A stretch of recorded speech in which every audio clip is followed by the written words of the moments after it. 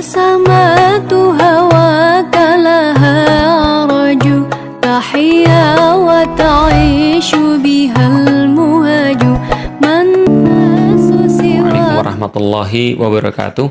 Alhamdulillah, puja dan syukur senantiasa kita panjatkan kepada Allah Subhanahu wa Ta'ala yang telah menciptakan manusia, memberikan petunjuk kepadanya berupa Al-Quran, dan kepadanya kita akan dikembalikan pada satu saat yang tidak ada keraguan di dalamnya.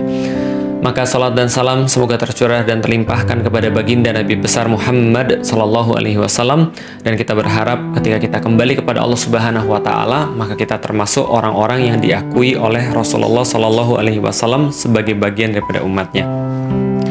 Teman-teman sekalian sudah dirahmati Allah, tentu saja ketika kita dihadirkan, kita disodorkan tentang berita-berita mengenai Baitul Maqdis, tidak sedikit di antara kita yang merasa bingung, merasa kurang referensi, merasa mungkin tidak terlalu banyak informasi tentang kejadian-kejadian yang muncul di Baitul Maqdis. Kenapa bisa muncul? Kok bisa sih kayak gitu? Dan mengenai segala sesuatu yang berkaitan dengannya. Nah, karena itulah teman-teman sekalian, saya pikir baik kiranya kalau saya memberikan sebuah sharing tentang apa yang saya ketahui tentang Baitul Maqdis.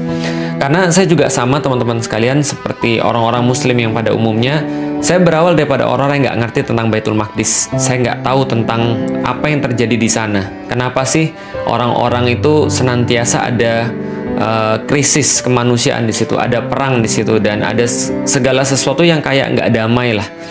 Padahal kalau misalnya kita lihat, itu kan adalah simbol daripada agama-agama yang ada di dunia, terutama ada 3 agama besar, yaitu adalah Yahudi, Nasrani, dan Islam. Tapi kenapa sih daerah itu tidak kunjung damai dan terus-menerus konflik? Nah, ketika saya nggak ngerti itu, walaupun saya sudah muslim pada saat itu, saya juga punya satu kecenderungan untuk ya tidak ngeh dan tidak aware dan tidak punya keberpihakan mungkin karena saya nggak ngerti apapun. Karena itulah saya coba untuk mencari tahu tentang apa sih yang sebenarnya terjadi di Palestina, apa yang terjadi di Baitul Maqdis, dan termasuk kita akan coba menyampaikan juga term apa sih yang paling tepat untuk membicarakan masalah yang ada di sana. Maka teman-teman sekalian, sebelumnya saya pengen kasih tahu dulu bahwa ini adalah satu materi yang pernah saya buat sekitar tahun 2010, dan materi ini sedikit banyak merangkum apa yang terjadi di daerah Baitul Maqdis. Teman-teman tahu ya bahwa di Palestina yang sekarang teman-teman kenal itu ada 2 daerah sebenarnya. Yang pertama adalah daerah West Bank atau tepi barat Sungai Yordan, yang itu cenderung lebih aman, dan satu lagi adalah wilayah yang namanya Gaza, yang teman-teman tahu bahwa Gaza itu sekarang dipimpin oleh yang namanya Hamas, gitu ya. Nah, setelah itu 2 itu sendiri kan adanya di daerah yang namanya Israel, kita tahu. Nah, kita nggak apa-apa, kita punya pandangan dulu tentang itu, tapi saya akan sedikit sharing ini, insya Allah nanti akan membuat teman-teman paham tentang gambaran besarnya seperti apa.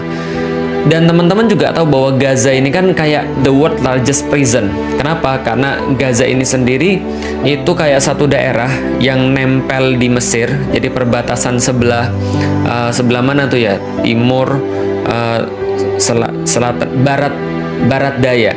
Jadi barat dayanya itu berbatasan dengan Mesir. Jadi disitulah ada pintu yang namanya pintu Rafah, dan selain pintu Rafah itu, selain itu ada 7 pintu yang lain lagi yang memang langsung berbatasan dengan Israel. Sementara yang sebelah barat itu dia berbatasan dengan Laut Mediterania. Jadi memang Gaza ini ketutup dari manapun. Dia kayak disebut the world largest prison, dan benar-benar hidup mereka itu terkunci dari arah mana saja, sehingga pernah mereka diboikot listrik, air bersih juga susah di sana, dan mereka juga kesulitan dengan segala macam fasilitas, tapi somehow mereka tetap bisa survive, yaitu adalah pertolongan Allah Subhanahu wa Ta'ala. Itu adalah Gaza. Dan Gaza ini sendiri terletak di satu wilayah lagi yang dikenal sama orang-orang disebut dengan Palestina. Jadi Palestina ini apa nanti juga akan kita jelasin. Dan di situ ada satu kota yang sangat penting bagi tiga agama yang disebut dengan bahasa internasional sebagai Yerusalem.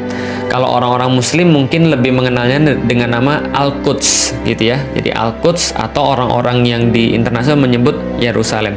Daerah ini semuanya, ini adalah daerah memang daerah suci terhadap tiga agama.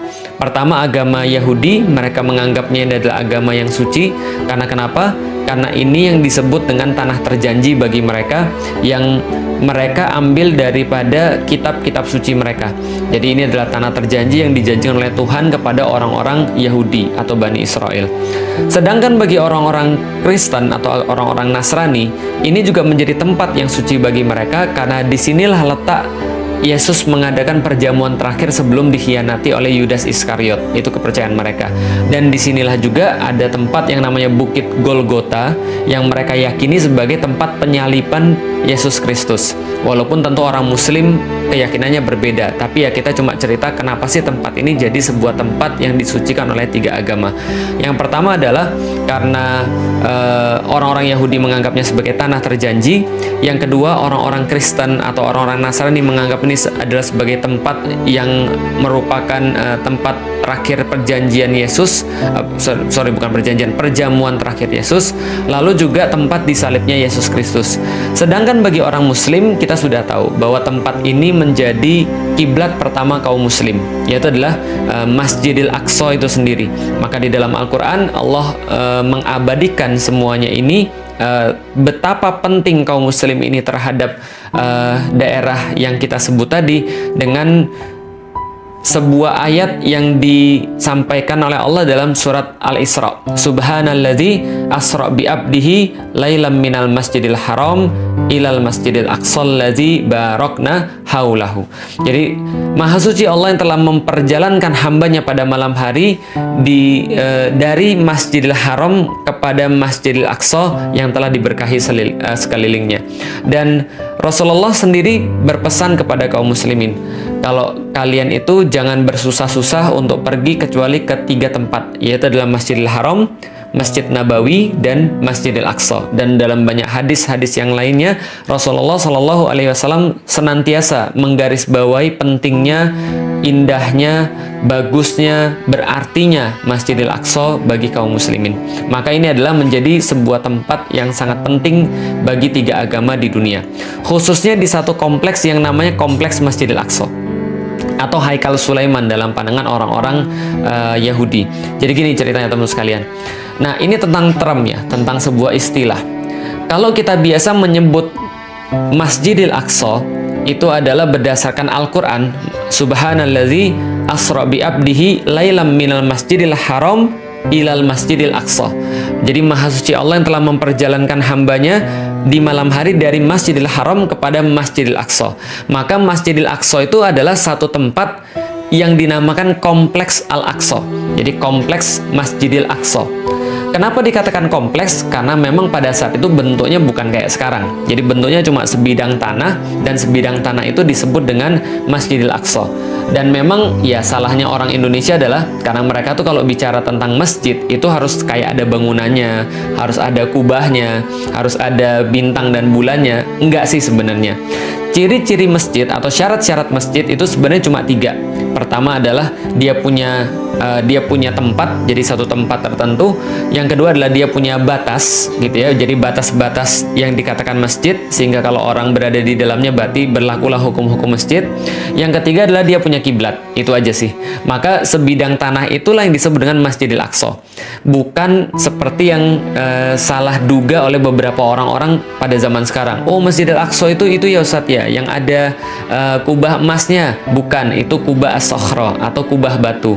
Karena Umar bin Khattab ketika pergi ke sana, dia melihat ada satu tempat dan ada batu di sana, dan dia berkata, inilah tempat Rasulullah Shallallahu Alaihi Wasallam Mi'raj ke Sidratul Muntaha. Maka dibuatkan kubah di situ, maka dinamakan kubah yang melindungi batu atau kubah yang di bawahnya ada batu. Itu kubah sakhra yang berwarna emas. Sedangkan ada tempat lagi yang di depannya kubah sakhra. Itu ada satu masjid yang kubahnya warnanya abu-abu, gitu ya.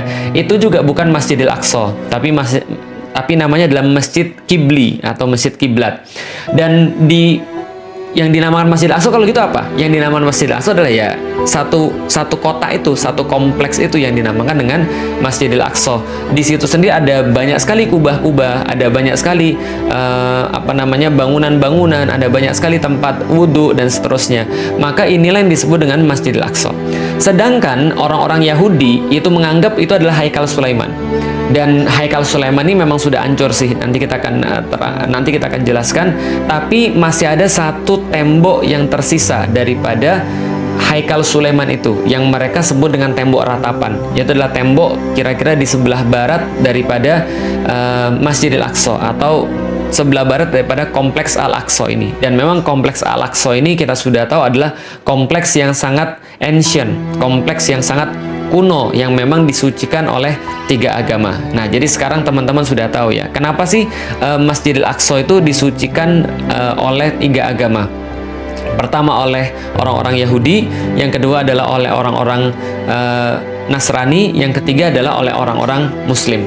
Nah, sekarang kita coba cerita dulu, kok bisa sih orang-orang Yahudi itu masuk ke sana, dan kok bisa sih orang-orang Yahudi itu ya juga keluar dari sana. Pertama-tama teman-teman sekalian tahu bahwa Yahudi itu dulunya dikenal dengan nama Bani Israel. Jadi Bani Israel ini adalah keturunannya Nabi Yakub alaihi salam. Jadi Nabi Yakub sendiri itu bergelar Israel, yang artinya adalah kekasih Allah, dan dia punya 12 anak. Salah satunya teman-teman pasti sudah tahu. Jadi ada 12 anak dari 4 istri. Jadi dari 4 istri ada 12 anak. Yang teman-teman pasti kenal adalah Nabi Yusuf. Itu adalah anak daripada Nabi Yakub. Nabi Yusuf dan 11 saudaranya yang lain, itu mereka yang disebut dengan Bani Israel. Dan kita sudah tahu juga Yusuf itu nanti menjadi bendahara Mesir, lalu kemudian orang-orang Bani Israel nanti masuk ke Mesir, lalu beranak pinak di sana. Singkat cerita kemudian mereka diperbudak oleh Fir'aun, lalu Fir'aun itu didatengin oleh Nabi Musa dan Harun. Maka Nabi Musa dan Harun itu ngajak mereka pergi dari Mesir untuk menuju ke satu tempat yang dijanjikan oleh Allah Subhanahu wa Ta'ala. Dan kita sudah tahu juga di dalam Al-Quran, ketika Nabi Musa itu datang ke sana, ke tempat itu, bertemu dengan orang-orang yang itu kasar, gede. Inilah yang dinamakan dengan orang-orang Filistin. Jadi orang-orang yang memang asli di situ, orang Filistin. Maka kita kenal sekarang namanya daerah Filistin atau Palestina. Tapi orang-orang Yahudi kan nggak mau masuk. Allah kata di dalam Al-Quran, mereka malah ngece. Mereka malah berbuat sesuatu yang tidak pantas kepada Nabi Musa. Sampai mereka menyakiti Nabi Musa. Gitu kan ya. Sampai Nabi Musa berkata, "Lima tu'zunani," gitu kan ya. Kenapa engkau menyakiti aku? Dengan apa? Ya memaksiati Nabi Musa. Tidak mengindahkan perintah Allah yang dibawa oleh Nabi Musa. Lalu kemudian mereka ogah-ogahan ikut Nabi Musa. Padahal Nabi Musa sudah menunjukkan mereka banyak sekali mukjizat dan sudah mengurus mereka. Tapi ketika mereka diminta untuk berperang, masuk ke dalam daerah yang sudah dijanjikan oleh Allah Subhanahu wa Ta'ala, mereka malah bilang, "Enggak deh, makasih, kami nggak mau ikut-ikutan. Kami ngeri ngelihat orang-orang yang ada di sana. Udah kamu aja yang perang sama Tuhanmu. Kami nggak mau ikut-ikutan. Kami di sini duduk-duduk aja lah." Nah, karena itulah Allah murka kepada mereka dan Allah menyesatkan mereka sebanyak 4 masa. Mereka nggak bisa masuk ke sana. Dan mereka bisa masuk ketika zamannya nanti Yusha bin Nun yang melanjutkan pengurusan terhadap Bani Israel setelah Nabi Musa dan Nabi Harun. Dan itu pun mereka nggak berhenti buat masalah. Mereka malah kemudian ingkar terhadap perintah Allah. Mereka mempermainkan aturan-aturan Allah. Mereka malah membuat olok-olokan terhadap para nabi dan seterusnya. Dan singkat cerita lagi, Yusha bin Nun ini membagi tanah terjanji, tanah Filistin itu menjadi 12 bagian. Yaitu adalah merujuk pada 12 Bani Israel atau 12 anak-anak Nabi Yakub. Sedangkan Yusha bin Nun sendiri itu menjadi sebuah penengah di antara mereka untuk memerintah mereka. Karena memang urusan mereka senantiasa diurus oleh para nabi. Tapi ya itulah, bukan Yahudi kalau enggak bikin masalah. Mereka bikin masalah lagi. Mereka terpecah lagi, ribut lagi, dan akhirnya terbagi 2 wilayah. Wilayah pertama itu ada kerajaan Israel yang ada di utara. Wilayah kedua namanya kerajaan Yehuda yang ada di sebelah selatan. Jadi kalau misalnya kerajaan Israel ini mereka punya ibu kota namanya Samaria. Sedangkan ibu kotanya kerajaan Yehuda itu ibu kotanya Yerusalem, seperti yang sudah kita tahu dan kita sudah ceritakan tadi. Dan ini mereka terus-menerus berselisih dan konflik satu sama lain, terus-menerus konflik, sampai akhirnya ada satu kerajaan namanya kerajaan Assyria itu menaklukkan kerajaan Israel yang ada di utara. Nah, ini saya sudah ringkaskan, dan ini nanti insya Allah tulisan ini akan saya berikan pada teman-teman sekalian, karena saya udah ngeringkasin beberapa tentang beberapa sejarah tentang Israel. Nah, jadi teman-teman sekalian, pada tahun 722 ini kerajaan Assyria, 722 sebelum Masehi ya. Kerajaan Assyria ini menaklukkan wilayah bagian utara, yaitu adalah kerajaan Israel. Dan ketika dia mau menaklukkan kerajaan Yehuda, maka kerajaan Assyria ini keburu ditaklukkan sama kerajaan Babilonia. Jadi diserang sama kerajaan Babilonia yang rajanya sangat terkenal, namanya Nebukadnezar, gitu kan ya. Bukhtanasir kalau dalam bahasa Arabnya. Nah, lalu kemudian Nebukadnezar ini melakukan juga penaklukan terhadap kerajaan Yehuda pada tahun 597. Dan pada tahun berikutnya, 596 sebelum Masehi, maka Haikal Sulaiman itu dihancurkan. Jadi kompleks Masjidil Aqsa itu yang sudah dibuat haikal sama Nabi Sulaiman itu dihancurkan sama orang-orang Babilonia, Nebukadnezar. Dan setelah itu orang-orang Yahudi itu dibawa ke Babilonia semuanya. Disitulah banyak sekali orang-orang Yahudi yang hilang. Kenapa? Ada yang terbunuh, ada yang dibawa sebagai budak pergi ke Babilonia, dan mereka di sana cukup lama sampai akhirnya kerajaan Babilonia dikalahin oleh kerajaan Persia. Nah, jadi kerajaan Persia pada tahun 539 menyerbu Babilonia, lalu kemudian Raja Cyrus ini mengembalikan orang-orang Yahudi ke daerah mereka dan mempersilahkan mereka untuk membangun kembali Haikal Sulaiman yang diselesaikan pada tahun 516 sebelum Masehi, pada masa pemerintahannya Darius Agung. Nah, jadi ini terus-menerus kemudian dilakukan, tapi nggak berhenti sampai di situ. Orang-orang Yahudi tetap lagi kemudian bikin masalah sampai akhirnya Romawi yang menguasai mereka, dan ketika Romawi menguasai mereka itu Titus pada tahun 70 Masehi itu meratakan kembali Haikal Sulaiman. Jadi 2 kali Haikal Sulaiman itu hancur, yaitu adalah sebuah kompleks tempat ibadah yang dibangun oleh Nabi Sulaiman itu hancur. Pertama adalah pada tahun 596 sebelum Masehi oleh Nebukadnezar atau oleh Babilonia. Yang kedua oleh Titus pada tahun 70 Masehi. Ini juga diratakan kembali. Jadi ini nggak ada urusan dengan kaum muslimin. Dan kembali lagi, setelah ini mereka diusir semua dari tanah terjanji itu. Karena mereka itu bikin selalu masalah, membuat situasi jadi nggak bagus, dan senantiasa melakukan pemberontakan, maka orang-orang Romawi ngusir seluruh orang-orang Yahudi dari tanah terjanji mereka itu. Itulah kedua kalinya mereka diusir. Pertama kalinya mereka dijadiin budak ke Babilonia, yang kedua mereka diusir dari tanah terjanji oleh orang-orang Romawi. Jadi nggak ada urusan dengan orang-orang Muslim. Dan pengusiran kedua inilah teman-teman sekalian yang dikenal dengan nama diaspora. Jadi mereka pergi melanglang buana kemanapun, ke daerah-daerah yang lain gitu kan ya, sampai mereka punya dendam yang besar terhadap orang-orang Romawi ini. Kenapa? Yang sudah mengusir mereka dari tanah terjanji. Terus menerus ini kemudian mereka menjalani kehidupan yang sulit, dan orang Yahudi ini karena punya sifat yang nggak baik. Mereka punya sifat serakah, mereka punya sifat suka ingkar janji, mereka punya sifat pengecut, mereka suka mengolok-olok orang, mereka suka melakukan hal-hal yang nggak bagus gitu ya. Maka mereka ini kemana-mana dapat masalah. Di Jerman dapat masalah, di Austria dapat masalah, lalu kemudian di Eropa, tempat-tempat yang lain mereka dapat masalah. Dimanapun mereka tinggal, orang-orang Yahudi ini memang senantiasa eksklusif dan menimbulkan problem. Karena itulah kebanyakan dimanapun itu mereka senantiasa punya problem dengan masyarakat setempat. Nanti list-listnya itu teman-teman bisa cari.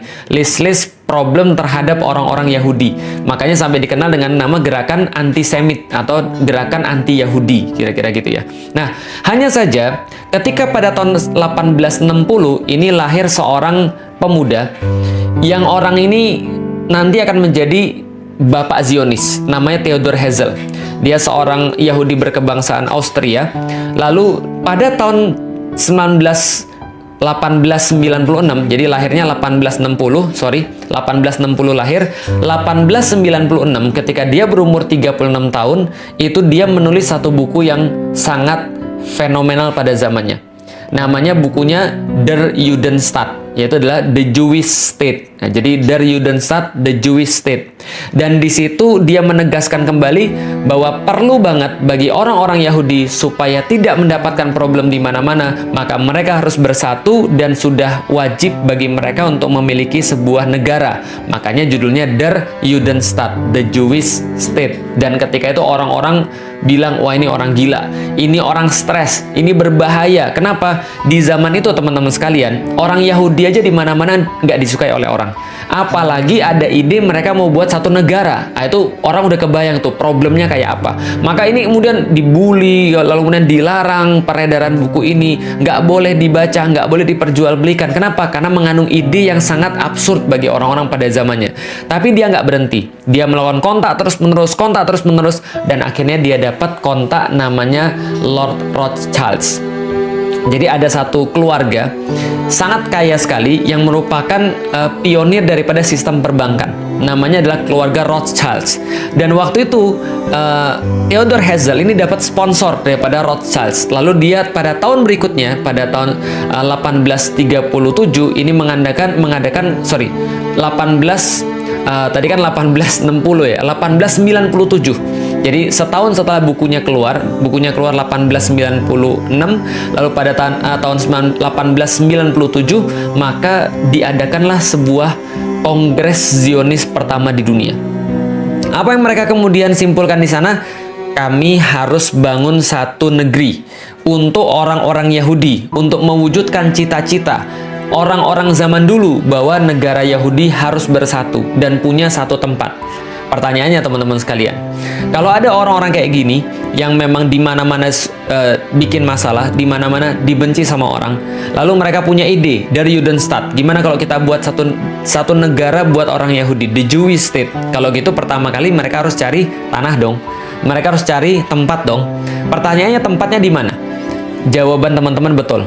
Kalau ada orang Yahudi yang mau nyari tempat untuk dijadikan sebuah negara, karena mereka pikir bahwa negara itu adalah sesuatu yang harus mereka punya untuk mewujudkan cita-cita mereka di masa yang lalu, maka pastilah mereka akan cari tanah yang berhubungan dengan sejarah mereka.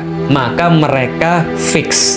Ketika Kongres Zionis itu, mereka mengatakan kami mau punya tanah, yaitu adalah tanah yang dijanjikan oleh Tuhan bagi kami.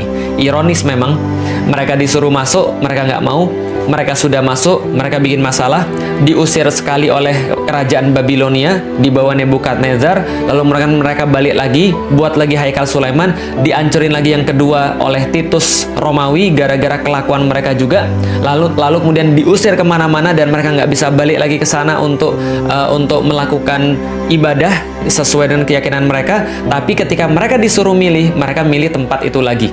Karena kenapa? Ya karena mereka merasa itu kaitan dengan sejarah mereka. Padahal mereka sudah mengabaikan tempat itu in the first place untuk pertama di awal kalinya, gitu kan ya. Nah ini mereka kemudian mau balik lagi ke tanah terjanji. Mereka bilang balik ke tanah Zion, balik ke tanah terjanji mereka, yaitu adalah tanah yang disebut dengan tanah Palestina. Pertanyaannya, siapa penguasa tanah Palestina pada saat itu? Siapa penguasa tanah Baitul Maqdis pada saat itu? By the way, teman-teman sekalian, tadi kita sudah sampaikan soalan istilah. Masjidil Aqsa itu disebut dengan Baitul Maqdis sendiri. Jadi Masjidil Aqsa yang kota itu adalah Baitul Maqdis sendiri ketika dikatakan oleh Rasulullah Shallallahu Alaihi Wasallam. Kompleks Masjidil Aqsa itu dalam istilah Rasulullah, dalam istilah hadis adalah Baitul Maqdis. Kota Yerusalem sendiri dalam istilah hadis juga disebut dengan Baitul Maqdis. Dan tanah yang terjanji itu atau Ardul Mubarakah atau Ardul Muqaddas atau Ardul Muqaddasah itu adalah juga disebut dengan Baitul Maqdis. Jadi Baitul Maqdis itu ada tiga istilah. Pertama adalah istilah untuk kompleks masjidnya, yang kedua adalah istilah untuk kota Yerusalemnya, yang ketiga adalah untuk wilayah yang lebih besar yang dinamakan dengan bumi yang diberkahi atau bumi yang disucikan itu. Nah maka ini yang mereka pengen untuk mereka masuk ke sana. Siapa yang saat itu memiliki Baitul Maqdis atau tanah yang terjanji yang menurut orang Yahudi pengen mereka jadikan sebagai the Jewish state, itu yang memiliki adalah orang Muslim yang pada saat itu bersatu dalam satu kepemimpinan besar yang dinamakan dengan Khilafah Utsmani. Nah, pemimpin Khilafah Utsmani pada saat itu namanya adalah Abdul Hamid II. Maka datanglah orang-orang Zionis kepada Abdul Hamid II untuk meminta izin. Mereka ingin mendirikan pemukiman untuk orang-orang Yahudi yang akan jadi cikal bakal negara Yahudi. Bagaimana kemudian respon daripada Abdul Hamid? Maka mereka datang kepada pemilik tanah terjanji yang mereka inginkan sebagai tempat pendirian negara Yahudi, yaitu adalah Khalifah kaum Muslim. Khalifah daripada kekhilafan Utsmani yang pada saat itu adalah Sultan Abdul Hamid II. Maka apa respon daripada Sultan Abdul Hamid kepada Theodor Herzl dan juga kelompoknya? Ini adalah yang bisa kita dapatkan. Maka Sultan Abdul Hamid tidak ingin menemui Herzl, lalu mengirim pesan kepadanya, beritahu pada para Yahudi yang tidak sopan itu bahwasanya hutang-hutang Utsmani itu bukan merupakan perkara yang hina. Prancis pun punya hutang dan tidak mempengaruhi mereka. Yerusalem adalah bagian dari tanah kaum Muslim sejak Khalifah Umar menerima tanah itu dari Safronius, dan aku tidak ingin menanggung malu dan beban sejarah dengan menjual tanah suci yang telah diamanahkan itu kepada para Yahudi, lalu mengkhianati amanah dan kepercayaan umat. Yahudi simpan saja harta mereka, sebab Utsmani tidak akan bersembunyi di balik istana-istana yang dibuat dari uang musuh-musuh Islam. Jadi teman-teman sudah tahu juga bahwa Utsmani pada saat itu berada dalam kondisi yang sangat-sangat decline, menurun, hutang-hutangnya banyak, dan mereka tidak memiliki cash flow yang baik. Maka orang-orang Yahudi itu datang dengan menawarkan uang untuk mereka, dan itu adalah respons daripada Sultan Abdul Hamid pada 1987. Tapi tentu saja Yahudi tidak akan pernah menyerah, gitu kan ya, ketika mereka 1897. Jadi Yahudi tidak akan menyerah. Maka dia datang lagi pada tahun 1901 untuk menawarkan lagi kepada Utsmani sebuah penawaran yang lumayan bikin ngiler ya teman-teman sekalian ya. Yahudi kembali, maka mereka nggak main-main. Maka mereka menawarkan pada Sultan Abdul Hamid itu sekitar 150 juta pound sterling di masa itu. Nah, kalau sekarang itu kira-kira setara dengan 305 triliun ya, triliun rupiah minimal. Lalu kemudian diberikan lagi bonus kalau misalnya Sultan Abdul Hamid mau memberikan beberapa bidang tanah kepada orang-orang Yahudi untuk mendirikan negaranya itu, maka mereka memberikan bonus membangun Universitas Utsmani dan memberikan juga kapal perang kepada orang-orang Utsmani. Karena mereka sudah punya sponsor, kita tahu namanya Lionel Walter Rothschild atau yang dikenal dengan Sir Lord Rothschild gitu. Maka kemudian Abdul Hamid berkata lagi kepada Herzl yang menawarkan tawaran-tawaran itu tadi, nasihati Dr. Herzl, jangan sekali-kali meneruskan proyek itu. Aku tidak bisa berikan tanah itu karena tanah itu bukan milikku. Tanah itu milik umat muslim yang telah berjihad dan menyiraminya dengan darah mereka. Yahudi silahkan simpan uang mereka. Lalu kemudian Abdul Hamid melanjutkan, jika khilafah Islam dimusnahkan pada satu hari, mereka boleh mengambil tanah itu tanpa bayar. Jadi kayak apa ya, kayak sebuah kedikdayaan gitu ya, sebuah kemuliaan, sebuah izah. Jadi pokoknya selama ada khilafah, selama aku masih ada, dan selama kaum muslim itu punya kekuatan, kalian nggak bakal bisa. Tapi kalau saya ini sudah nggak ada, ambil gratis aja. Seolah-olah ya Abdul Hamid mungkin nggak akan berpikir bahwa sebentar lagi khilafah itu ya tidak akan ada di muka bumi, sehingga kaum muslimin tidak memiliki pelindung dan tidak memiliki perisai. Lalu kemudian beliau katakan, akan tetapi selama aku masih hidup, aku lebih rela menusukkan pedang ke dalam tubuhku daripada tanah itu dikhianati dan dipisahkan dari khilafah Islam. Aku tidak akan memulai pemisahan tubuh kami selagi kami masih hidup. Jadi itu adalah jawaban final yang diberikan oleh Abdul Hamid kepada Federasi Zionis. Nah, setelah itu Zionis nggak pernah datang lagi. Tapi walalam bisawab, setelah Abdul Hamid menolak mereka itu, walalam bisawab, siapa yang merancang Perang Dunia Pertama ini, tapi yang jelas setelah selesai Perang Dunia Pertama ini, keuntungan yang didapat paling besar adalah keuntungan bagi orang-orang Yahudi. Jadi apa yang terjadi? Tahun 1914 muncul perang. Pada saat itu ada blok sekutu melawan blok sentral. Blok sekutu itu diketuai oleh Inggris dan Perancis, blok sentral itu diketuai oleh Jerman.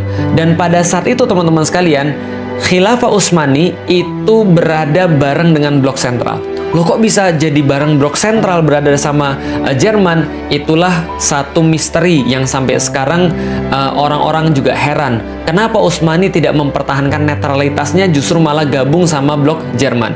Dan kita sudah dapat sampai sekarang bahwa ada banyak sekali intrik yang terjadi di Khilafah Utsmani pada saat itu, bahwa sultan yang ada hanya sekedar sultan kayak apa ya, simbol saja, tapi pemerintahan itu sebenarnya dijalankan oleh satu partai yang partai itu tidak mau dikendalikan oleh sultan. Jadi berada di luar kendali sultan. Dan mereka punya satu menteri, yang menteri ini akhirnya justru membuat kesepakatan rahasia dengan Jerman ketika justru Jerman sudah mengumumkan perang terhadap sekutu. Maka seolah-olah sekutu bilang, ya udah kalau gitu Utsmani adalah bagian daripada sentral, blok sentral. Maka Utsmani mau nggak mau harus ikut perang, karena seolah-olah sudah ya memang ikut perang. Nah, itulah dalam tanda kutip ketidaksengajaan orang-orang Utsmani, Khilafah Utsmani untuk ikut perang. Dan hasilnya sudah kita ketahui, berakhir pada tahun 1916 dimenangkan oleh pasukan sekutu, dan saat itu seluruh yang kalah itu harus menanggung pembiayaan perang dan sekaligus kerugian perang. Nah, khusus untuk Utsmani, maka wilayah-wilayahnya itu dibagi oleh Inggris dan Prancis lewat perjanjian Sykes-Picot pada tahun 1917. Sykes ini adalah seorang komandan dari Inggris, Picot ini adalah seorang komandan dari Prancis. Mereka bersepakat untuk berunding dan membagi wilayah-wilayah Utsmani. Dalam perjanjian ini, maka mereka membagi wilayah-wilayah, ada wilayah bagi Inggris, ada wilayah-wilayah bagi Prancis, dan mereka menggunakan ada satu wilayah bersama, wilayah khusus, yaitu adalah wilayah Palestina dan sekitarnya, itu dikasih wilayah khusus. Tapi sebenarnya yang punya siapa? Yang punya adalah Inggris. Ketika kita sudah paham bahwa Inggris memiliki wilayah kaum muslim, termasuk wilayah Palestina atau wilayah Baitul Maqdis, berikutnya kita sudah duga. Lord Rothschild langsung nulis surat permintaan kepada pemerintah Inggris, lalu direspon oleh Menteri Luar Negeri Inggris yang pada saat itu dijabat oleh Lord Balfour, jadi Arthur James Balfour. Maka Arthur James Balfour itu mengeluarkan satu deklarasi yang kita kenal dengan nama Deklarasi Balfour. Nah, jadi deklarasi Balfour ini dikeluarkan pada tanggal 2 November 1917, yaitu adalah kata-kata kira-kira begini. Dear Lord Rothschild, I have much pleasure in conveying to you on behalf of His Majesty Government the following declaration of sympathy with Jewish Zionist aspiration, which has been submitted to and approved by the Cabinet. His Majesty Government view with favor the establishment in Palestine of a national home for the Jewish people and will use their best endeavors to facilitate the achievement of this object. It being clearly understood that nothing shall be done which may prejudice the civil and religious rights of existing non-Jewish communities in Palestine or the rights and political status enjoyed by Jews in any other country, I should be grateful if you would bring this declaration to the knowledge of the Zionist Federation. Jadi pertama kali yang memberikan tanah itu kepada orang-orang Yahudi adalah Inggris. Dan Inggris memperkuat ini lewat diterbitkannya Mandate for Palestine. Pada tahun 1922, Inggris yang pada saat itu mengetuai Liga Bangsa-Bangsa atau League of Nations ini memberikan Mandate for Palestine untuk menjadikan legitimasi bagi orang-orang Yahudi untuk pindah ke tanah terjanji versi mereka dan mendirikan negara Yahudi.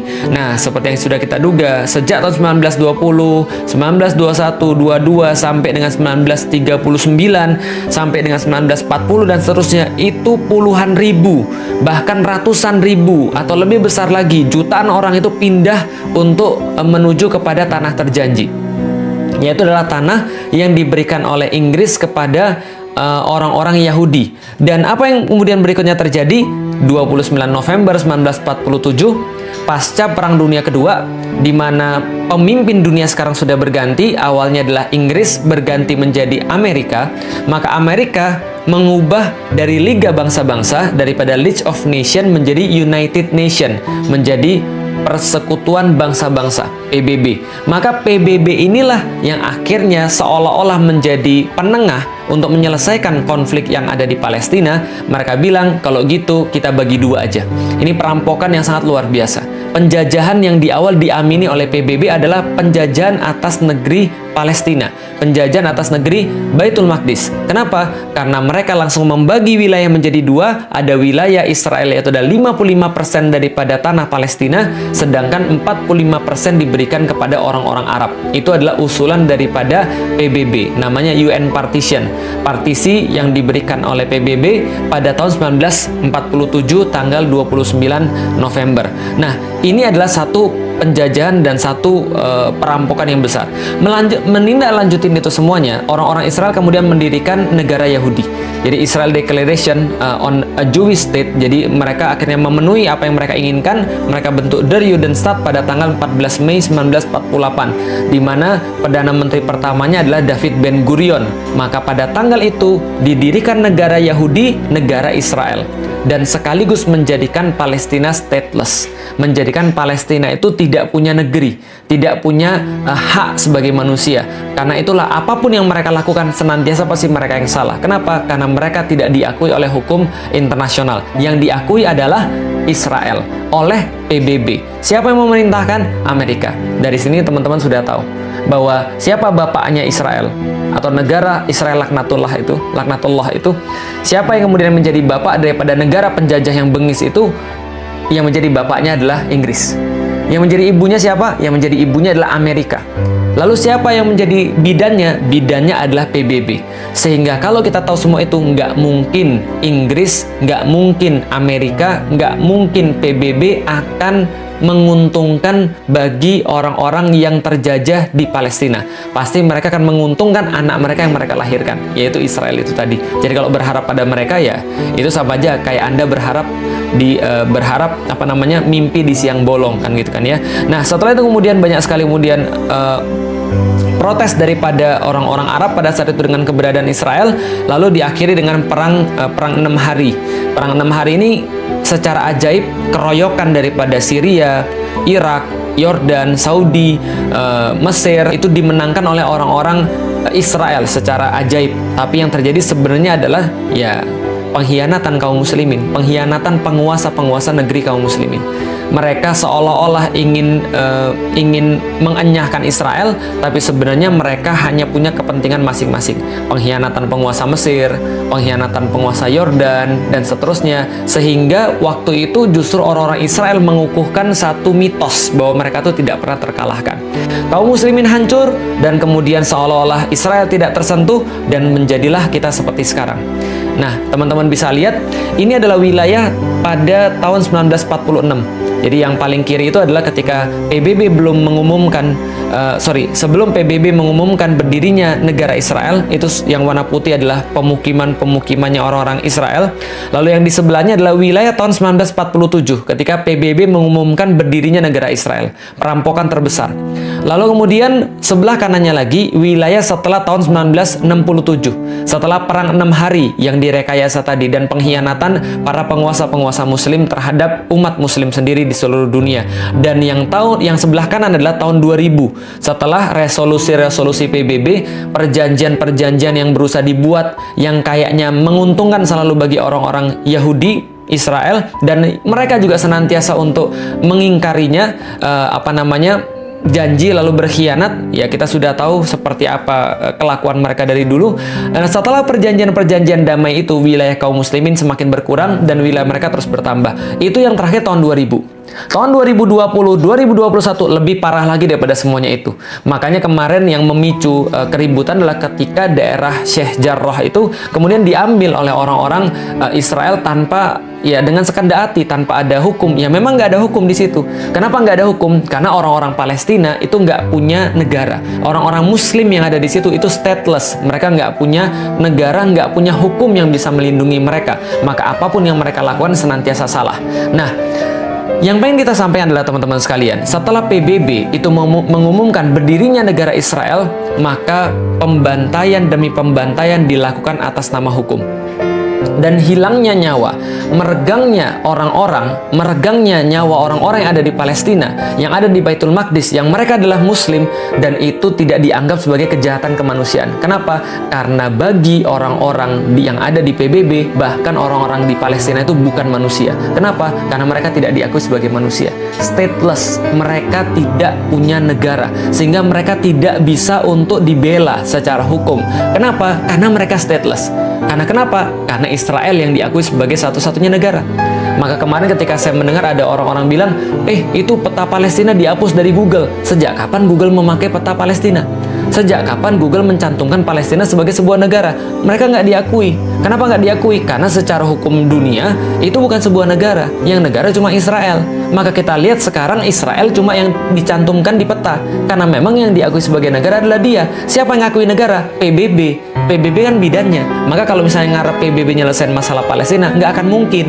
Menyelesaikan masalah di Baitul Maqdis, nggak bakal mungkin. Karena mereka yang bikin masalahnya di awal. Jadi teman-teman sudah paham. Nah, kenapa misalnya PBB bisa begitu? Ya karena mereka didukung.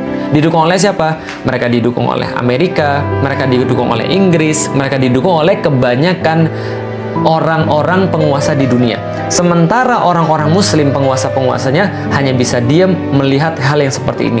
Kalaupun ada yang berbicara, alhamdulillah ada yang berbicara, maka yang berbicara ini posisinya terjepit. Maka yang berbicara ini tidak bisa berbicara lantang. Kenapa? Mereka tidak bisa mengerahkan pasukan militer ke sana karena bertentangan dengan hukum internasional. Maka ini yang kemudian bisa kita lihat pada saat ini. Nah, apa yang bisa kita lihat pada Januari 2009 misalnya, ketika orang-orang Israel laknatullah menunjukkan kebiadabannya sekali lagi kepada kaum muslimin dengan menghujani kaum muslimin dengan rudal-rudal, dengan senjata-senjata kimia yang sangat tidak manusiawi, tapi tetap aja dibela sama Amerika. Obama bisa berkomentar, Israel have a rights to defend itself. Kenapa? Karena ketika munculnya pun ketika dia pengen jadi presiden, ya dia berpidato di depan AIPAC, American Israel Public Affairs Committee, dan mengatakan komitmennya untuk mendukung orang-orang Israel dan mendukung kemuktahiran senjata-senjata Israel sebesar 30 miliar US dollar. Jadi ini yang kemudian dijanjikan oleh Amerika terhadap pemerintahan Israel. Dan mereka menggunakan ini sebagai kayak komitmen. Kalau misalnya mau jadi presiden, ya harus dukung Israel. Kalau nggak mau dukung Israel, ya susah untuk jadi presiden. Kenapa? Karena nggak didukung oleh komunitas Israel, nggak didukung oleh komunitas Yahudi. Lalu gimana dengan penguasa-penguasa Muslim? Ya itu yang kita kemudian agak miris. Kok bisa ada orang-orang Muslim yang justru diam ketika melihat saudara-saudara Muslimnya dizolimi dengan kata-kata itu bukan negara saya. Bahkan Mesir itu menghalangi orang-orang yang mau untuk mengungsi, menghalangi suplai air bersih dan menghalangi suplai logistik ke situ. Bahkan negeri-negeri yang lain juga nggak peduli melihat kondisi itu, seolah tutup mata. Padahal mereka sama-sama orang-orang Arab. Padahal mereka sama-sama Muslim. Mereka sama-sama Qur'annya sama, kiblatnya sama, rasulnya sama, tapi mereka tidak bisa berbuat apapun, bahkan cenderung diam, bahkan bekerja sama dengan penjajah-penjajah Israel ketika kaum muslimin sedang dibunuh di situ. Ini adalah sesuatu yang sangat miris sekali teman-teman sekalian. Nah, maka apa yang bisa kita lakukan teman-teman sekalian? Ketika kita melihat semua ini, ya nggak ada yang bisa kita lakukan. Yang bisa kita lakukan ya sesuatu yang tidak esensial, seperti berdoa dan berdonasi, mungkin sharing tentang perkara-perkara kayak gini. Nggak ada yang bisa kita lakukan lebih daripada itu. Kenapa? Karena kalau teman-teman nyimak dari awal, kita jadi tahu permasalahan kaum muslimin adalah karena mereka tidak bersatu. Karena mereka tidak bersatu, mereka tidak punya kekuatan. Kenapa mereka tidak punya kekuatan? Mereka tidak punya kepemimpinan. Maka yang bisa menyelesaikan permasalahan Palestina, permasalahan Baitul Maqdis adalah ketika kaum muslimin itu bersatu dan mereka punya kepemimpinan, sehingga mereka terorganisir dengan kekuatan mereka. Itu yang terjadi pada masa-masa yang lalu ketika orang-orang Yahudi tidak bisa berbuat apapun. Mereka tidak bisa untuk menyerang kaum muslimin, mereka tidak bisa untuk menakut-nakuti kaum muslimin, mereka tidak bisa untuk berbuat seenaknya ketika kaum muslimin masih punya kekuatan pada masa lalu di bawah kekhilafan Utsmani tadi itu. Maka tidak ada yang bisa menyentuh Baitul Maqdis. Kenapa? Karena kaum muslimin akan membela dengan darah mereka. Kaum muslimin akan membela kehormatan negeri mereka dengan seluruh kekuatan yang mereka punya. Tapi sekarang ketika itu tidak ada, maka kita tidak bisa berbuat apapun. Karena kita tidak punya kekuatan, kita tidak punya persatuan. Lalu gimana caranya?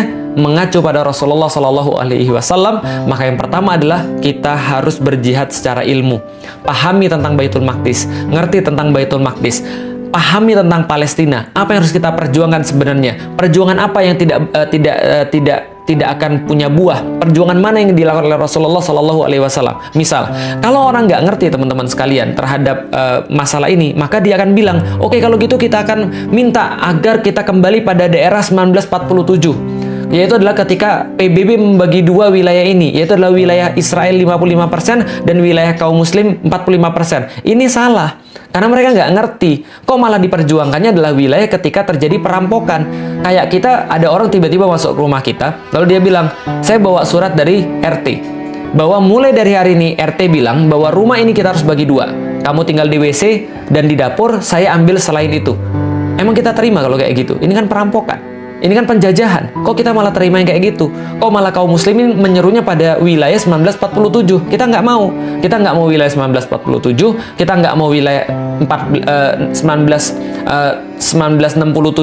Apalagi setelah perang 6 hari, kita nggak mau wilayah yang sekarang, dan bahkan kita nggak mau wilayah sebelum UN mengatakan partisi, yaitu adalah wilayah tahun 1946. Kita juga nggak mau. Yang kita mau apa? Itu adalah wilayah kaum muslimin. Penjajah harusnya dienyahkan. Orang yang merampok harusnya nggak boleh di situ.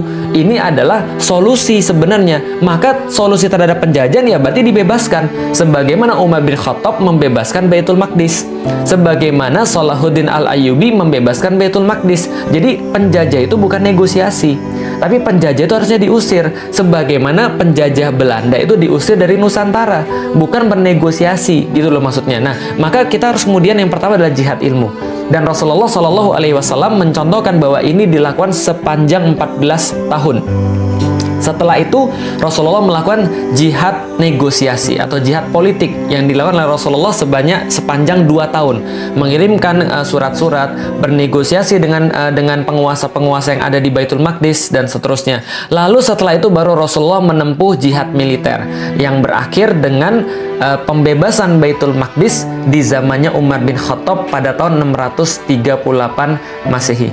Inilah kemudian yang menjadi sebuah pengetahuan bagi kita yang pengen saya sharing, teman-teman sekalian. Jadi teman-teman sekarang ngerti kenapa sih Palestina itu bermasalah, atau lebih tepatnya istilahnya adalah Baitul Maqdis itu bermasalah.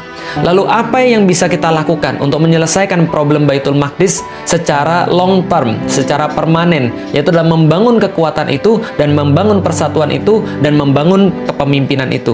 Lalu apa yang bisa kita lakukan sekarang? Nggak ada yang lain selain doa, donasi, dan share pengetahuan tentang Baitul Maqdis agar kita tidak menjadi orang-orang yang memperhatikan Baitul Maqdis hanya ketika mereka menangis dan berteriak ketika mereka dibom, dihujani dengan peluru, ataupun dibunuh di depan mata kita. Sehari lagi kita menunda kebangkitan Islam, sama seperti sehari lagi kita memberikan waktu bagi penjajah Zionis biadab itu untuk membunuh saudara-saudara kita yang ada di Palestina. Karena itulah teman-teman sekalian, ini yang bisa kita lakukan. Berdoa, berdonasi, dan sharing pengetahuan-pengetahuan yang ada di kita semuanya. Dan Allah Subhanahu wa Ta'ala mungkin pada tahun ini memberikan kita sebuah pelajaran yang sangat berarti, agar kita tuh noleh kepada mereka di tengah-tengah kesibukan kita, itikaf, menikmati sajian-sajian Ramadan. Tapi Allah bilang, lihat loh, ada saudara-saudara kalian itu, yang saudara-saudara kalian itu tertindas, yang saudara-saudara kalian itu terjajah. Mudah bagi Allah untuk membebaskan mereka. Tapi bukan itu ceritanya. Ceritanya adalah bahwa Allah memberikan kesempatan pada kita untuk muncul kesatria-kesatria di antara kita, memperhatikan mereka, senantiasa mengisi hati kita dengan Baitul Maqdis, kiblat pertama kita, supaya besok-besok ketika diperlukan kemudian perjuangan-perjuangan yang lebih besar, maka kita sudah siap dengan ilmu-ilmu dan sakofah kita tentang Baitul Maqdis. Artinya teman-teman sekalian, kalau memang kita merasa sedih, kalau memang kita merasa marah, kalau memang hati kita tercabik-cabik, kita bisa menggunakan apapun yang kita punya. Kalau kita nggak bisa donasi, minimal kita berdoa. Kalau kita bisa berdonasilah dengan harta terbaik yang kita punya. Tapi kalaupun kita sudah melakukan semua itu semua tidak cukup. Melainkan kita harus untuk mempelajari, kita harus untuk mengerti, memahami, dan kemudian menyebarkan sampai orang-orang paham dengan sakofah yang benar tentang Baitul Maqdis, hingga kita bisa berpindah kepada tahapan-tahapan selanjutnya. Wallahualam bishawab. Teman-teman sekalian, semoga bermanfaat. Assalamualaikum warahmatullahi wabarakatuh.